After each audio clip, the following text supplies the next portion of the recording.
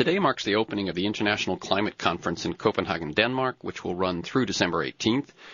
And we will focus more on the issues of climate in the next couple of weeks. But this past week also marked the 10-year anniversary of the World Trade Organization's meeting in Seattle, which was met by 50,000 protesters against corporate globalization. We certainly expect citizen and activist presence and demonstrations in Copenhagen. And we're going to look back at Seattle and the 10 years in between with two guests who played important roles. First, I'll be joined by Norm Stamper. He was Seattle's police chief at the time and oversaw the police response to the demonstrations. We talk with him about those events and about his life and work in the decades since, which will probably surprise those of you who confronted his forces in 1999. My second guest will be Kevin DANAHER, co-founder of Global Exchange and founder of the Green Festivals. Kevin was intimately involved in organizing for the Seattle WTO teach-ins and protests and co-edited Globalize This, the struggle against the World Trade Organization and corporate rule. Let me read just a bit from a story in the New York Independent this week by Mark Engler entitled The Battle in Seattle at 10. Did the 1999 protests against the World Trade Organization actually make a difference? The protests, a massive grassroots effort by unions, environmentalists, organic farmers, solidarity, activists, and diverse community groups, made headlines around the world. They marked the beginning of a new phase of popular mobilization around issues of corporate power and international trade. They even inspired a 2008 film dramatization, Battle in Seattle, which featured Hollywood stars Woody Harrelson, Michelle Rodriguez, Charlize Theron, and Andre 3000. But in the long run, did the protests promote meaningful change? Well, in assessing any single historical incident, this question's a difficult one. Generally speaking, the response of many Americans is to dismiss protests out of hand, arguing that demonstrators are just blowing off steam and won't make a difference. But if any case can be held as a counterexample, Seattle is it. While the demonstrations were still playing out and police were busy arresting some 600 people, New York Times columnist Thomas Friedman issued his now famous edict stating that the deluded activists were just flat earth advocates looking for their 60s fix. While cynicism comes cheap, those concerned about global poverty, sweatshop labor, outsourced jobs, and threats to the environment can witness remarkable changes in the international scene. Today, trade talks at the WTO are in shambles. Sister institutions such as the World Bank and the International Monetary Fund have been knocked from their once imposing pedestals. And the ideology of neoliberal corporate globalization is under intense fire, with mainstream economists defecting from its ranks and entire regions such as Latin America in outright revolt. As global justice advocates have long argued, the forces that created these changes did not start in Seattle. Yet few trade observers would deny that the week of protests late in the last millennium marked a critical turning point. And before I bring Norm Stamper on, I realize I haven't said a word yet about the expected decision earlier this week of Barack Obama to send 30,000 more troops to Afghanistan. All I want to say about that is that it deeply saddens me. Having had Matthew Ho, the Marine vet who quit his post in the Foreign Service in Afghanistan, having decided that we're engaged in a civil war, having had Malai Joya on the show, a member of Parliament at the age of 23 who's been banned from Parliament for saying warlords shouldn't be seated and who says that the government which we are siding with is not worth that risk we're taking. As I just say, it saddens me, and I just say, as with everything we're watching these days from D.C. and from the Obama administration, it is up to us to do everything we can to follow perhaps the model of those folks in Seattle, but to do everything we can to make this government represent us the way we wish. Norm Stamper began his law enforcement career in 1966 in San Diego as a beat cop and later led San Diego Mayor Pete Wilson's Crime Control Commission. He served as Seattle's chief of police, as I said, but that was from 1994 until his resignation in 2000. He's currently a speaker for Law Enforcement Against Prohibition, a 10,000-member organization representing cops, judges, prosecutors, FBI, DEA agents who advocate the legalization and regulation of drugs. Stamper's the author of Breaking Rank, a top cop's expose of the dark side of American policing. Welcome, Norm Stamper. Thanks very much, Terrence. Good to be with you. Okay, I like listeners to get a feel for the people behind the work and the ideas we talk about. So we're going to deal with Seattle, and we're going to deal with the 10 years since. But can you tell us a little bit about your life prior to that week in 1999? Well, how far back do you want to go? Well, I mean, just what led you to law enforcement, and what had your experience been, and who was Norm Stamper before people suddenly said, that's Norm Stamper?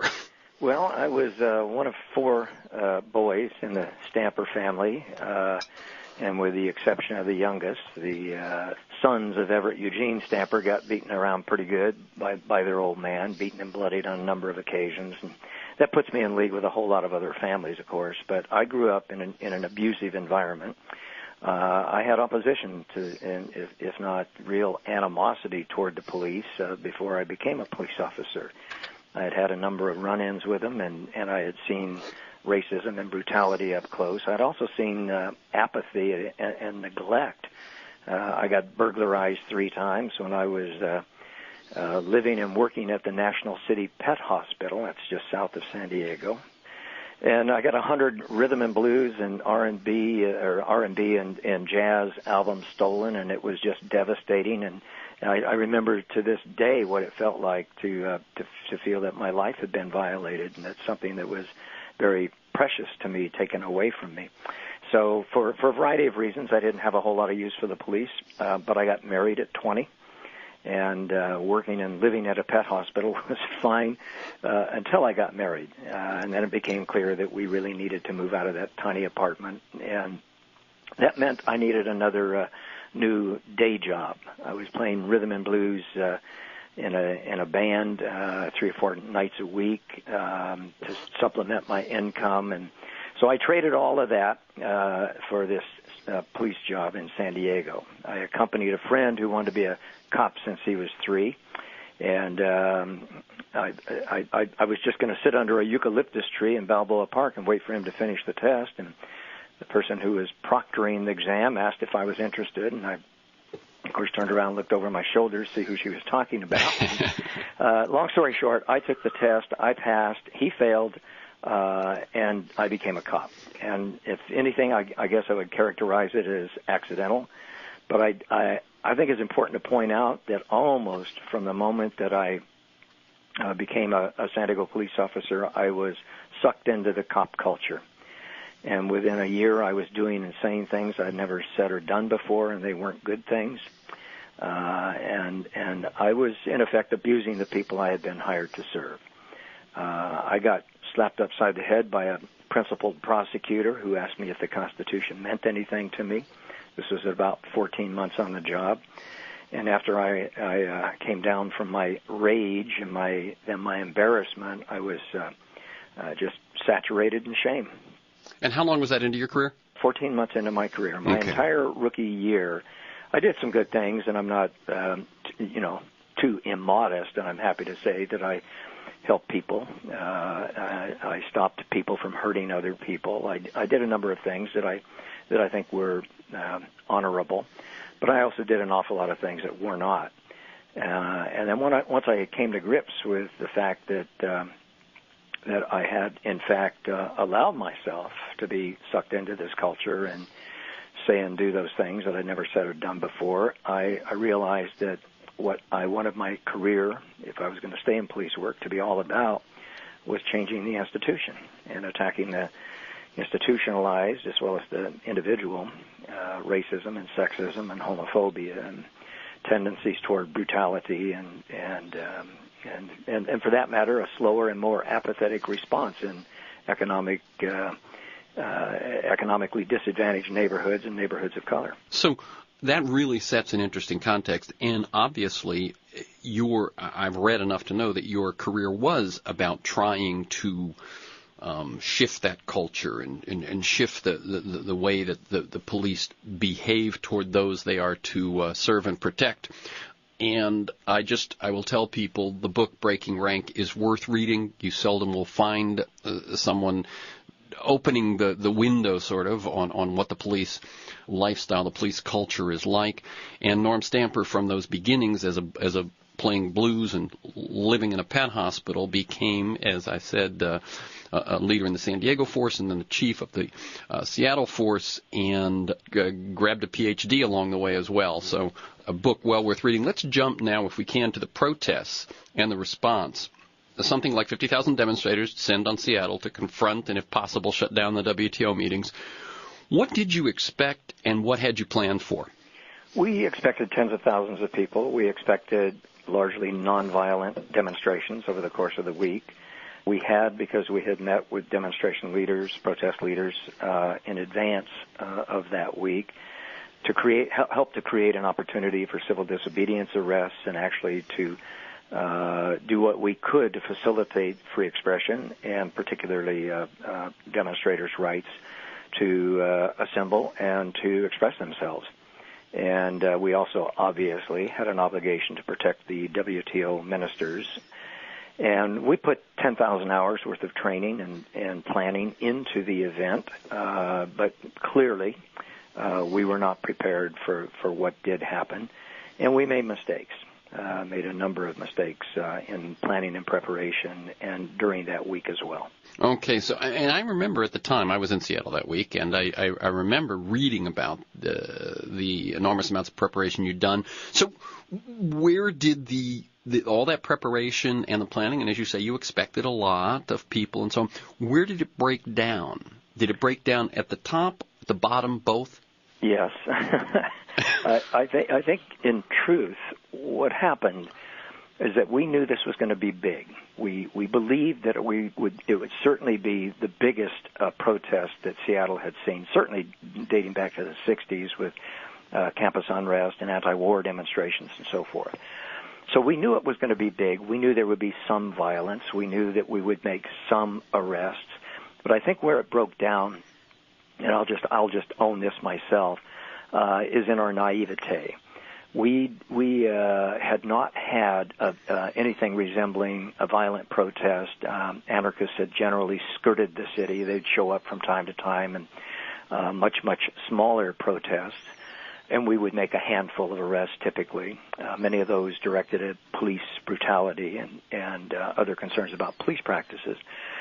And we also believe that what we had seen in the history of the WTO, of course, dating back to its earlier incarnation as GATT, the violence in Geneva, I think that was something like a year and a half before, but we attributed that to a European phenomenon. And we had basically convinced ourselves that we wouldn't see what we did see on our streets with a very concerted effort to literally shut the conference down. Simply because that hadn't happened in a long time in this country. We also undervalued, I think, the organizing power of the Internet, and for that matter, of cell phones. This was the first major protest in American City that was essentially organized by means of much higher technology than existed in the 60s, mm-hmm. and we failed to grasp just how powerful that mechanism is. Looking back on it, obviously, tremendous respect for the organizing that did take place. Yeah, I mean, that's for others of us, I suppose, than those who are in your position, looking at it in retrospect, it was just very, very well organized. And it seems that, I mean, your assumption, as you say beforehand, your original analysis that it would be a lot of people and that there might be some anarchists. The anarchists actually were I believe, were from Oregon, so they were close by. Now, the anarchists, it seems to me, as I say, I was there, were the only ones really doing violence, and how many of them were there? How big a role did they play? And let me put it this way. From your point of view, in the protest, in the police response, and in the media portrayal. We did have every reason to believe that the so-called Eugene anarchists would, in fact, come to Seattle and work their magic. We had a wonderful opportunity, frankly, speaking now from a tactical point of view, to deal with them early on, but we did not. They had taken over a building, a vacant building, very close, by the way, to the West Precinct headquarters. And a conscious decision was made, particularly because of the number of personnel that we had, that we would allow them to occupy that building because we'd at least be able to monitor their comings and goings. Turns out, I think, that was a bad decision. In other words, that you could have had them on that violation and preemptively held them prior to the demonstrations ever starting? Well, of course, the problem there is that it's a misdemeanor. It's a vacant building. It's not a burglary. They didn't break in to steal anything, and one consequence of the charging reality is that they'd be out on the streets in no time anyway. Right. But they were clearly the ones, as you pointed out and as you observed, who early on were committing the destructive acts, newspaper racks through windows and some looting and things of that nature. How many? Dozens, maybe 100, maybe 200. I don't really know for sure. By definition, anarchists don't play by the rules. That's right. And there were many, many anti-globalization protesters who were trying to do what they could to rein them in. And some of these included people who were bent on closing down the conference itself. So, in that sense, we were set up as opponents. The police required to keep the venue open and to allow the demonstrators to assemble and express themselves. But when you start talking a strategy or tactics of actually ending an event, which I clearly understand for political reasons, then you're going to be in opposition of the police. And what happened on the second morning of that week, and I was present at the time at the intersection, was probably our biggest mistake of the week. And what we did, long story short, is attempt to reclaim an intersection that had been occupied by non-violent demonstrators. And we made a decision. My field commander made the decision. I embraced it and supported it, to use chemical agents after a number of warnings. The theory being that we really needed that intersection clear because of its strategic importance to downtown and to the various venues being used by the World Trade Organization. If for no other reason that somebody might be in need of emergency services and we wouldn't be able to get to them. So the cop and me supported this decision to use tear gas. The police chief and me should have vetoed that decision. But it wasn't, Terrence, until 5 years later, as I'm on book tour and I'm listening to a lot of people who came to Seattle, that I changed my position on that. It seemed like the only thing we could do at the time. We were heavily outnumbered. We had other contingents of demonstrators who were moving in from 3, 4, 5 different other locations to this precise location, and felt that we really needed that intersection cleared before they arrived. So, long story short, we did something we ought not to have done, and I think it had the effect of making more militant the tactics of many of the demonstrators. I think it introduced what I would call recreational rioting on the part of people who had been maybe sitting in a bar and nursing a beer and a shot and deciding they want to get in on the fun. So we had a number of folks who were not really anti-globalization advocates so much as people who were simply attracted to the adventure of the week.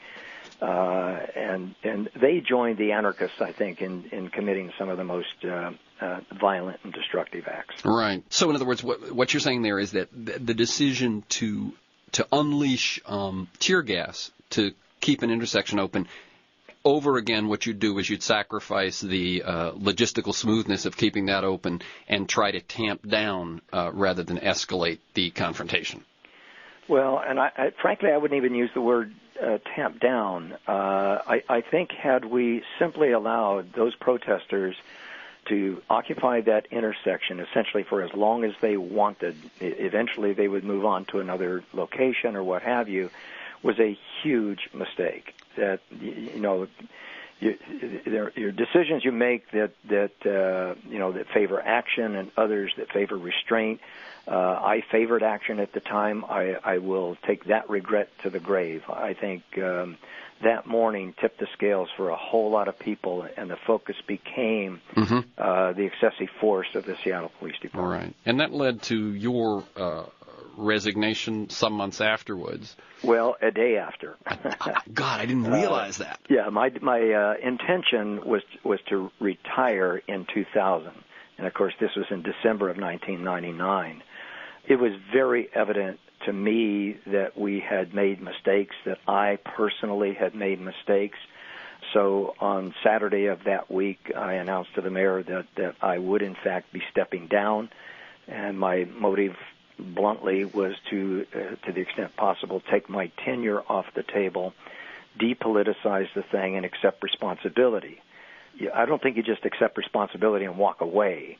So it's very important that the debriefing and the critiquing and whatever hand-wringing and teeth-gnashing was necessary in the weeks and months following that week, that it needed to play out without any regard for my tenure. I had taken my future, if you will, off the table. Very good. I understand that. Okay, and so then your focus these days seems to be your work with LEAP, the Law Enforcement Against Prohibition. How did that come about, and what's your work entail? What's the response of the rest of law enforcement? I'll ask some questions as you go on. Okay.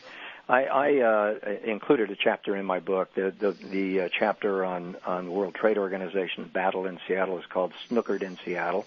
That refers to us. I also wrote another chapter whose title, I think, was Wage War Against Crime, Predatory Crime, not Drugs. When Richard Nixon declared war on drugs in 1971, he, in a very calculated and cynical way, declared war on his own people. I think that was his true and at least original impeachable offense. We have spent $1 trillion prosecuting that war, incarcerated tens of millions of Americans for nonviolent drug offenses, wildly disproportionate numbers of whom are young and poor and of color. We have fragmented families, we have ruined lives, and to what end? Drugs are more readily available today at lower prices and higher levels of potency than when that war, ostensibly against a substance or a series of substances, was declared. We have also seen the reality that prohibition gives rise to crime, to violence, to corruption. And what's happening along the Mexican border and deep into the interior of Mexico is testament to that. We are seeing tortuous, violent crimes being committed by the drug cartels, beheadings, people thrown onto burning tires, kidnappings, extortion, robbery, murder, as I obviously have already mentioned. It's just a horrible situation, and it's a direct product of the American drug war, whose organizing principle is prohibition, and prohibition simply does not work. So it is our view, it's my view certainly, that the drug war has caused far more harm than good, that what's needed is a decision to end the drug war yesterday, stop throwing $69-70 billion a year at it every year, convert our drug policy along the lines of a public health model, and legalize all drugs. Now that's interesting, by the way. That I end up dealing with this issue a few times a year, and most people, it's interesting, who are even the activists in the drug policy think tanks and the drug policy advocacy organizations, not even that many of them will say legalize them all. And yet you do. Two things. One, do you think the fact that you were in law enforcement makes it easier for you to do that? And have you come to that gradually? No, I have actually not come to it gradually. I took this position, in a very unformed way early in my career, and when I got to Seattle in the early 90s in San Diego, I was now speaking out against the drug war and the need. I misused the word decriminalization, which is, of course, the position of many in the drug policy reform movement. Decriminalization is good to the extent that it helps users, and for that matter, abusers, creates somewhat less of a stigma. It's still considered wrong. It still imposes a fine. But it doesn't attach a criminal record, and all of that is good as far as the users are concerned. It does nothing about the supply side. It does nothing about the crime and the violence and the fact that so many users have to steal in order to finance their next fix or deal drugs themselves or prostitute themselves. So let me just interrupt for a second, Sure. And we're going to wrap very, very soon. Sure. You made that nuance clear to me. In other words, decriminalization, it is still something that enforcement has to deal with and that cannot be properly regulated by the government, let's say, in that setting. So, as you say, it's relief for users, but many of the other problems still persist, and so that's why you go all the way to legalization and regulation? Well, I go to legalization and regulation because we have a choice, as I see it. Either we can leave the regulation of the currently monopolized, illicit drug market, a $500 billion global industry, in the hands of drug cartels and street dealers, or we can put it in the admittedly imperfect hands of government along the lines of tobacco and alcohol. We would then provide through taxation, through revenues, an opportunity for people who need help to get help. Okay, I'm going to have to wrap it there. It's gone by very, very quickly, Norm Stamper, and perhaps we may do this again at some point and go in a little more deeply into what the ramifications of legalization and the process would look like. But I've been speaking with Norm Stamper, former Seattle police chief, author of Breaking Rank, a top cops expose of the dark side of American policing, spokesman for LEAP, Law Enforcement Against Prohibition. You can learn more at normstamper.com and also at LEAP. That's LEAP.cc. Thank you, Norm Stamper. Keep up the good work, and we'll be right back with Kevin Danaher of Global Exchange and the Green Festivals. He was a leader of the International Forum on Globalization, a lead organizer of the protests and demonstrations, and a very wise man to my ears. Thanks a lot, Norm Stamper. Thank you very much. Now, you recall at the top of the show, I read from an article this week in New York's Independent, looking back at the battle in Seattle. Well, I saved this for now. Here's the opening lines of that article. 10 years ago this fall, Kevin Danaher, the bare-headed, white-goateed co-director of Global Exchange, was making the rounds to student groups, encouraging young people to join in upcoming protests against the World Trade Organization. He'd worked up a theatrical pitch. How many people here are at Woodstock, he would ask, and with his own hand raised, look over his audiences. Only me, huh? Well, that's too bad for you. But if you want to be part of something equally important and historic, get your ass to Seattle. Before the fact, and amid an era of celebration for corporate globalization, this prediction of the action's magnitude seemed exaggerated at best. Afterwards, not so much. Kevin Danaher is the co-founder of Global Exchange, founder and executive producer of the Green Festivals, executive director of the Global Citizen Center. He was also the founding board chair of Transfair USA, the fair trade certifying agency for the U.S.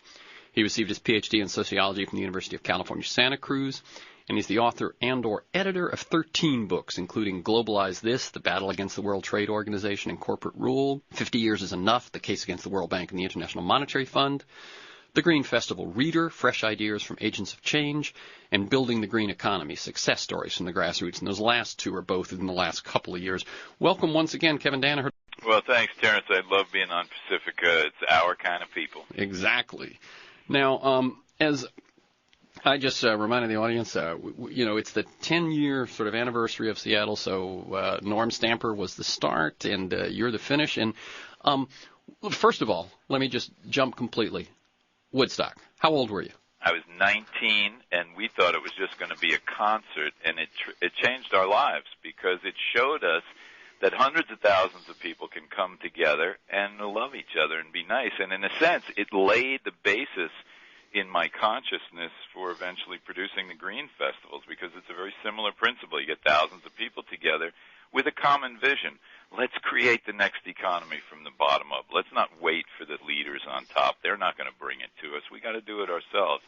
And that spirit's out there in the land now and spreading rapidly. Very good. And so this was, what's interesting is when you say it that way, is that when you were saying that to those students in 1999, you weren't merely saying, goosing them so they'd show up. You actually had experienced that feeling that you were trying to get them to get. Yeah, I wasn't just BSing them. I mean, it was a useful marketing tactic, because on the streets of Seattle 10 years ago, there were these young people that came up, hey, dude, I came because you came to our college and told us, oh, man, this is great. So it did work. And irony of ironies, that same building that we blockaded and tanked the WTO from doing their meetings there, we now rent that facility for the Seattle Green Festival. Oh, I like that irony. Just a little background on that. I went in early, as soon as we found out that was the venue. I went in a nice suit and said, I'm thinking of renting this facility for my trade association. Could I have the floor plans? So we knew every entrance and exit of the building. We knew there were 13 intersections we had to blockade. And we did training camps where people were briefed on, and we had recon teams that went out and took photographs of all the different entrances and exits in the streets, and, this one we need 50 people, this one we need 200 people. So it was almost like a little bit of a military operation in terms of the planning and the training. But we showed that grassroots mass mobilizing with a strictly nonviolent ethical base can work. It's the way to go. Armed struggle, you look at those armed struggle movements that we supported over the years, the liberation movements, they came to power and didn't do so well in a lot of cases. That's right. Well, there's a movie out right now on the Baader-Meinhof gang. Yeah. Which, I just saw the trailer the other day, and it's like, oh my God. Yeah. No, and what you're saying actually is that, for anyone who didn't quite catch the nuance there, you're saying that you dressed in your suit and said your trade association was interested in it prior to Seattle. The truth is, you were telling the truth. It's just you were about 8 years. Exactly. We were just a little bit ahead of ourselves. Just like Global Citizen Center, the idea is to take the Green Festival set of relationships. Green Festival is just a platform. We spend a lot of money renting the facility and organizing it so that all of these green companies and green educators and green nonprofits can come together, same place, same time, and cross-fertilize and realize no matter how good your organization is, you have to get beyond your corporate ego, your institutional ego, and subordinate that institutional ego to the movement-building effort. And that's the basic idea of the Global Citizen Center, is to take that weekend event platform into a real estate model.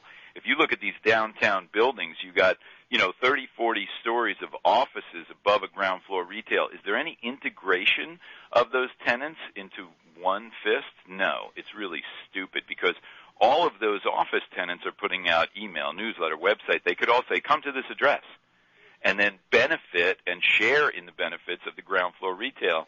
Our two stores in Washington, D.C. and Virginia, we're in restaurants called Busboys and Poets. And Andy Shalal, the guy that produces Busboys and Poets, he's got a bunch of them now. He always has an event space in the back of the restaurant, and he lets movement groups use it for free.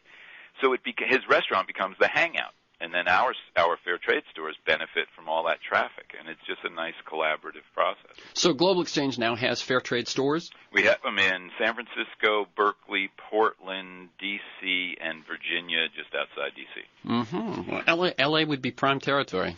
And the good thing about a store is it brings in people off the street who they're not going to come to one of my lectures. They're not going to buy some radical book trashing corporations, but they'll come in because they see some beautiful tchotchke in the window.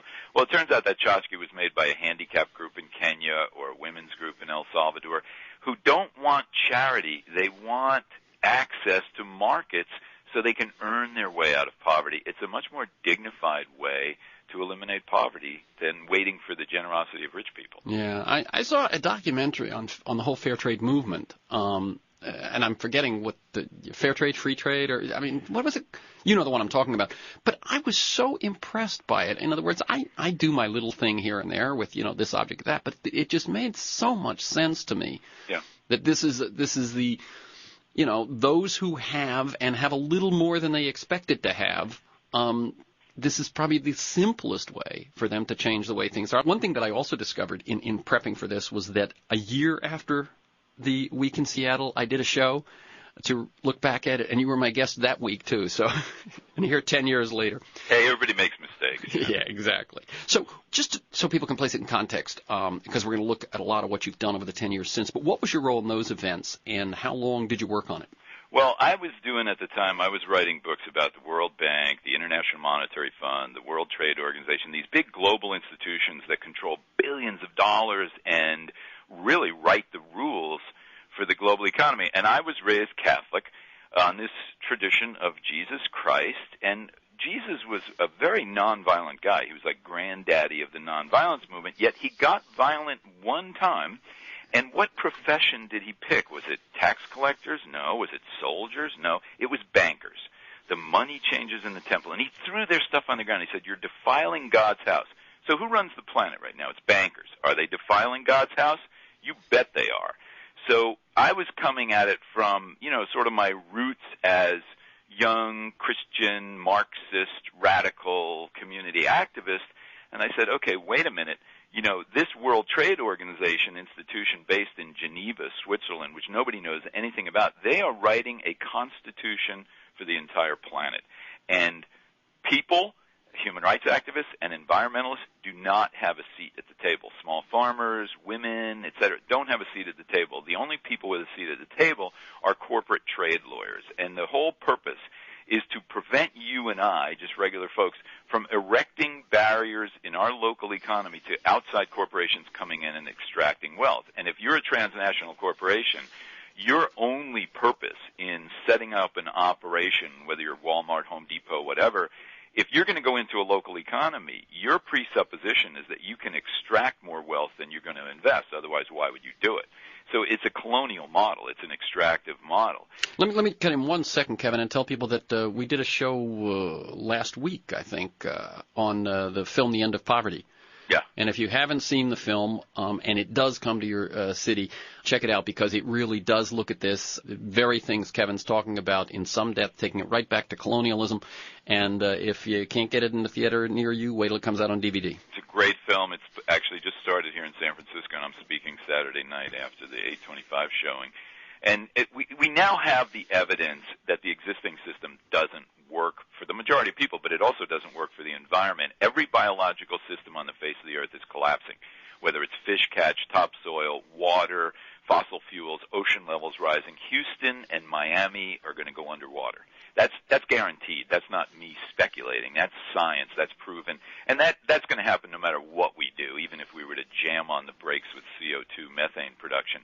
So that is going to push consciousness and capital and jobs in a green direction. So I just came from meetings here in San Francisco where the city government, city college, the nonprofit groups were all coming together to create green job training, green job placement, green job creation. And what you find is the people who need that green job training and the green jobs the most happen to live in the neighborhoods where the buildings need uplift the most and where it's low-hanging fruit. The most inefficient buildings is the low-hanging fruit. That's where you can make your greatest cost savings. Right. So and there's a nice coincidence. Yeah, and I was just going to say, as you know, you and Van Jones and others point out, you cannot outsource retrofitting. Yep. It has to be done. And weatherization and efficiency in buildings is where the most federal money is coming. The Obama administration has made big commitments. There's a thing called the Emerald Cities Coalition, where select cities are being encouraged to bring together government, nonprofits, and green companies, and there will be federal money for that. So, we criticize the Afghanistan policy and all that, but in terms of the stimulus getting down to the grassroots, we are managing to do that. Yeah, and it's interesting. The place, it seems to me, where it's happening the most is where it comes together with green. Yeah, because everybody's realizing now. They just had American Institute of Architects just had, for example, a contest here in the Bay Area, $10,000 prize for who could ever come up with the best plan for dealing with ocean level rise in the Bay Area. You're talking about trillions, not billions, trillions of dollars worth of expensive real estate within a few feet of sea level. And you've got different challenges, whether it's the Marina or Treasure Island or the Cargill Salt Flats or whatever. If you don't erect some kind of berm or barrier or something like that, you're talking about the real estate and insurance industries going over the edge. So it's big deal. Right. And one of the you mentioned Houston and Miami. One of the things that I've heard about is that the actual spot of Ground Zero, where the two World Trade Center buildings were, where that is this sacred land, sort of sacred patriotic land or something. That is one of the things that is, of course, Manhattan's most threatened part. And it's just underwater. Yeah, exactly. So let me ask you just a little bit personally, Kevin, about your evolution since 99 over this 10 years. In other words, at the time you were doing fair trade, you were doing global exchange, you were writing books about it, but clearly with green festivals now in 4 cities and fair trade shops in a number of cities, and the work that you're talking about right now of the meetings you're going to today are very different than the meetings you were going to 10 years ago. What has that personal evolution been? Well, it was very interesting to see when I actually, it's a funny coincidence. I was in Seattle giving a talk at the University of Washington when we found out that Seattle had been picked as the city. And, those of us who were organizing against the WTO, we figured when we heard that Clinton was bringing them to the U.S. for a meeting, to try and launch a new round of negotiations. We figured they'd pick San Diego, Honolulu, someplace hard to get to or conservative. And when they picked Seattle, we were like, oh my God, this is like the home of all the direct action forest struggle stuff of chaining yourself to trees and blocking bulldozers and all that kind of stuff. So, and the reason why they made that stupid choice was because Boeing and Microsoft wrote big fat checks. There you go. To lure them there. So, they were hoist on their own petard. So we immediately started activating all of our networks and getting on the phone and getting on the radio and saying, okay, come to Seattle at the end of November. This is going to be huge. And we didn't know when we showed up in Seattle a week before the event, we weren't sure if the troops would show up, and then all of a sudden the streets just start to fill up with all these mostly young people, but, Japanese Buddhists and Oklahoma pig farmers and trade unionists from South Africa and all of these people, and we realized, oh, wow, we might be able to actually pull this off. And we tanked them in those 4 days of meetings. At the end of their meetings, they had nothing. They didn't have a press release. They didn't have an agreement. They had absolutely nothing. And a few years later, we did the same thing to them in Cancun, and they came out of the 4 days with nothing. But let me ask one thing, because it seemed to me, and I was there both on the streets and in buildings because I was there as press, and I remember that night when they were, of course, just for people, when you go to one of these big meetings, your intended protocol is that you've already got everything decided. You've got everything signed. You're just going through the motions for the photo ops and stuff, and then on the final day you release what you basically might have changed a few things about. But in this case, we knew at the start of that week they didn't have an agreement yet, and so that week actually called for business. And I can remember waiting in the hotel room where the press people would come out to us at 10, at 11, at midnight, and basically saying, we don't know when it'll be, and nothing came. Now, what I'm getting to is you had this diverse group of activists on the streets, but you had the actions of the poor and developing nations in the meetings that came together perfectly. How much did you know that might happen on either side? Well, the way I laid it out in our book, Globalize This, is it was the interaction between the street protests and the struggle internally between third world and first world governments, between the U.S. government and the European governments, and within, if you look at the politics, the kind of bureaucratic politics within those European countries, you had battles between the commerce trade minister and the environment minister. They were at odds with each other. So you had a lot of internal conflict. The major one between the global South countries, the former colonial countries, and the first world countries, because the way that these things typically work, like you said, it gets worked out ahead of time. The rich countries get together in a green room off to the side. They work out the basic structure. Then they push it to the third world countries and say, okay, look, here's the way this deal is going to go. And they did that in Cancun as well.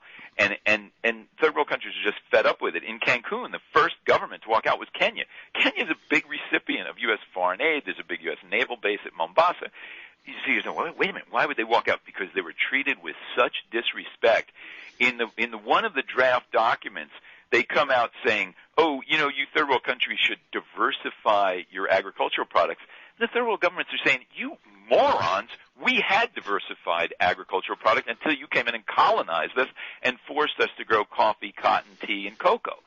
So don't be telling us to diversify when you forced us to undiversify.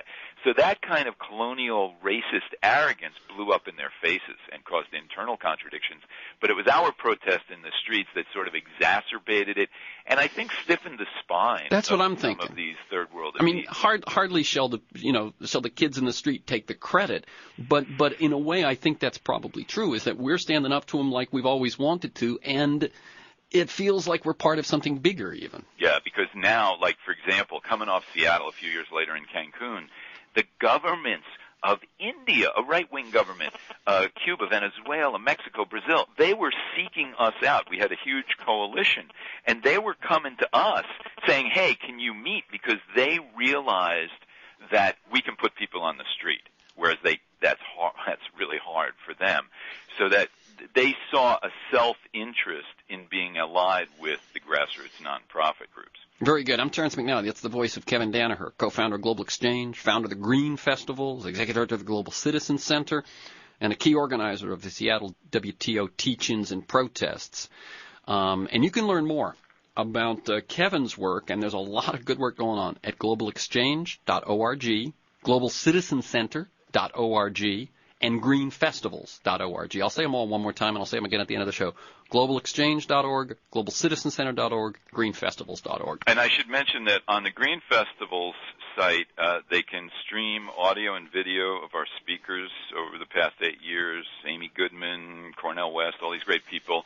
And at the Global Citizen Center site, there are downloadable, free downloads of green job reports and green curriculum, like if you wanted to do a course on greening a campus and developing a sustainability plan for a campus, or if you wanted to be a chief environmental officer of an organization, what would you need to learn? And those curriculum are there free for people to download. Very good, very good. Let me go back again to what do you sense, and we've sort of talked about it in terms of what happened in Cancun, but let me read you a quote from around the time. Actually, I read it to you in our interview in 2000, but I'll read it again, and then the long-term effects on globalization of what happened in Seattle and what continues to happen. Here's the quote. And today it sounds even more prophetic. Quote, "There never was economic evidence in favor of capital market liberalization. There still isn't. It increases risk and doesn't increase growth. You'd think defenders of the liberalization would say to me by now, you haven't read these 10 studies. But they haven't, because there's not even one. There isn't the intellectual basis that you would have thought required for a major change in international rules. It was all based on ideology." And those were the words of Joseph Stiglitz, former chief economist of the World Bank, who's become a lot more prominent in the 10 years since as well. Nobel Prize winner. Yeah, not at the time, I don't think, though, yeah. Right. So what has been the long-term effect? And if you want, fold in, we've got about 5 more minutes, fold in also the role of the current economic crisis. Yeah. If you look at it broadest scale over hundreds of years, 500-600 years, since capitalism sort of sprung forth out of northwestern Europe and took over the planet, we've had a system, a global system, where money values dominate the life cycle, whether that's human rights or the environment. And now we're making a transition to having life values dominate the money cycle. We're learning how to subordinate commerce and industry to life instead of subordinating life to commerce. And that's a long-term thing. But if you think about it in terms of Seattle, you have the WTO writing a constitution for the planet based on money values, but you have a whole massive amount of human rights legislation, international human rights treaties, the 1948 Universal Treaty on Human Rights, and you have a whole bunch of environmental laws as well, the Montreal Protocols around ozone depletion and things like this. So you have two constitutional tracks going on, one representing money values and big corporations, the other representing life values backed by environmental groups and human rights, social justice groups. And if you say, okay, you know, on one side you got guns and money, and on the other side you've got facts and moral authority, facts and moral authority are going to win in the long term. Dr. King said what will prevail in the end is unarmed truth and unconditional love. Those are much more powerful than guns and money. Guns and money are temporal. They dry up and blow away in the wind. So long term, we're going to win. And in fact, I would argue at the ideological, philosophical, spiritual, ethical level, we've already won. We've already won. If we put it out to a global vote, and we could probably do this technologically, and you said to people, should we subordinate life to commerce or should we subordinate commerce to life? We're going to win that vote. You know, just like if you said, should women have equality with men? Yeah, there'd be some recalcitrant morons that would vote against it, but most people would say, well, of course, just like racism is bad. We've come a long way in terms of consciousness, in terms of institutional power, and who's got the money and the guns. Yeah, we're still, you know, in the weaker position. But I think the greatest obstacle we face is the cult of powerlessness, is that voice in our heads that, oh, we can't really do this. Could we really do a global revolution? And that's where we're at. We're in the early stages of the first ever global revolution. Every revolution up until now was a national revolution where the revolutionaries sought to gain control in the capital city to run that country differently. If you look at 1994, January 1st, when the Zapatistas rose up in southern Mexico, they didn't say, we want to seize power in Mexico City to run this country differently. They rose up against the neoliberal corporate model that was starving their children and cutting down their forests, and they said, we'd rather die on our feet than live on our knees. We're going to change this. And the Mexican military at the time had the ability to crush them, but there was so much international solidarity that sprung forth supporting the Zapatistas and opposing the Mexican military that they had to back off and let them survive. So that marks a turning point that says to people, okay, look, we've got to shift our culture within the left from protest, which we're great at, saying no, what we're against, to create the next system. The Titanic is sinking, and we should not focus on running around the decks. This boat sucks. We should build the next boat, a party boat, party on deck, scantily clad people with drinks in their hand, dancing to cool music, pull up alongside the Titanic. People are going to jump. And that's why we do the green festivals, to show people. I'd love to do a green festival next to a Republican Party convention. And where would the defectors go? They wouldn't go from us to them, that's for sure. Because we've got a better model. It's more sustainable. The existing system is not sustainable. And you're even seeing now big corporations starting to take on sustainability, realizing that there's no profit in a burnt cinder of a planet where people are starving, you know. So you're starting to see change. People like us I'm working with people here in city government who are just as radical as me, and maybe even more so, because they're starting to wake up and see we can't keep going the way we've been going. Very good. I got to end it there. I've been speaking with Kevin Danaher, co-founder of Global Exchange, founder of the Green Festivals, executive director of the Global Citizen Center, author of Building the Green Economy. You can learn more at globalexchange.org, globalcitizencenter.org, greenfestivals.org, and I really recommend you go there and get in on, as we heard, this global revolution. Thank you, Kevin Danaher. As always, keep up your good work. My pleasure. Okay. Also, thanks to our first guest, Norm Stamper, Seattle's police chief during those events in '99. Stamper's written the book Breaking Rank, a top cop's expose of the dark side of American policing, a book I highly recommend. He's become a prominent spokesman for LEAP, Law Enforcement Against Prohibition. You can learn more at normstamper.com and at LEAP, LEAP.cc. You can listen to this week's conversation and many others at any time during the week by linking to our podcast. You can also sign up to have delivered to you weekly for podcasts, articles, transcripts, and to join me in pursuit of a world that just might work. Go to TerrenceMcNally.net, TerrenceMcNally, one word, .net. And if you want to get my weekly email telling you who's going to be on and what we're going to talk about, and a little background on those issues, email me at temcnally, TEMcNally at mac.com.